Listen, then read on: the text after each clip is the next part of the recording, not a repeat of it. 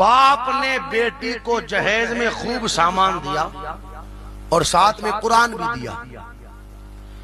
بیٹی کی حالت یہ ہے کہ روزانہ ہر سامان کا استعمال ہو رہا ہے، واشنگ مشین، کولر، فریج، ہر سامان کا استعمال، مگر قرآن کو لا کر کے اس اوپر والے طاق میں رکھا تاکہ ہاتھ ہی نہ پہنچے.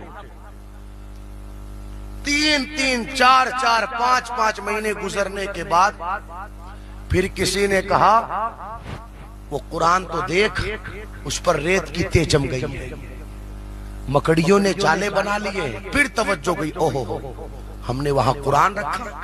اب جب اتارا اس طاق کو صاف کیا تو گھر میں سے کسی کو کہا کہ جاؤ اس قرآن کو مسجد میں پہنچا دو. اللہ اکبر. باپ نے قرآن دیا تھا بیٹی کو.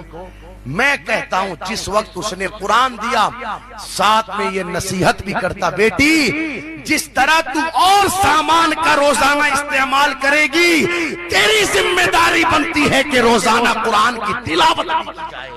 جب آپ کے پاس پیسے نہ ہو تب آپ والدین کو دیجیے گا ضرب 10 آپ کو پیسے آپ اسی رات میں لیں. یہ میرا عقیدہ ہے، یہ میرا ایمان ہے کہ ماں باپ بہنوں بھائیوں پہ لگایا پیسہ یا کسی غریب پر یا کسی ڈیزرونگ پیپل پہ لگایا پیسہ یا اللہ کی راہ میں دیا صدقہ، وہ آپ کو ضرب لوٹ 10 20 50 گنا بن کر واپس آئے.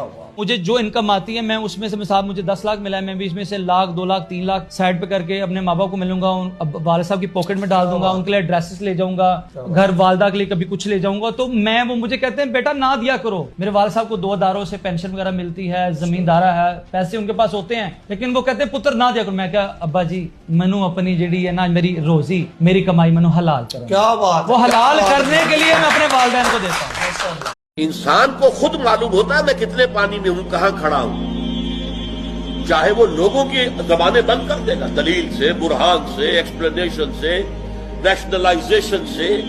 آپ دلیل کے ساتھ نہیں یوں نہیں ہے یوں ہے، میرا جو کیا تھا تو اس لیے کیا تھا، یوں نہیں کیا تھا، میری نیت دیکھ تھی. آپ نے لوگوں کی زبانیں تو بند کر دی. ایک تو یہ کہ اللہ کو دھوکہ نہیں دے سکتے، اللہ کو معلوم ہے کہ تمہیں حقیقت میں کیا، اور تمہارا ضمیر بھی تمہیں بتا دیتا ہے تم جھوٹ بول رہے ہو. یہ جو اندر سے ملامت ہوتی ہے انسان کو، دیکھو تم غلط کر رہے ہو، تم ظلم کر رہے ہو، تمہیں نہیں کرنا چاہیے. لیکن انسان جو ہے وہ ڈٹائی کے ساتھ وہ اپنے ضمیر کی آواز کو دبا کر غلط کام کرتا ہے. تو بند کر دی. ایک تو یہ کہ اللہ کو دھوکہ نہیں دے سکتے، اللہ کو معلوم ہے کہ تمہیں حقیقت میں کیا، اور تمہارا ضمیر بھی تمہیں بتا دیتا ہے تم جھوٹ بول رہے ہو. یہ جو اندر سے ملامت ہوتی ہے انسان کو، دیکھو تم غلط کر رہے ہو، تم ظلم کر رہے ہو، تمہیں نہیں کرنا چاہیے. لیکن انسان جو ہے وہ ڈٹائی کے ساتھ وہ اپنے ضمیر کی آواز کو دبا کر غلط کام کرتا ہے.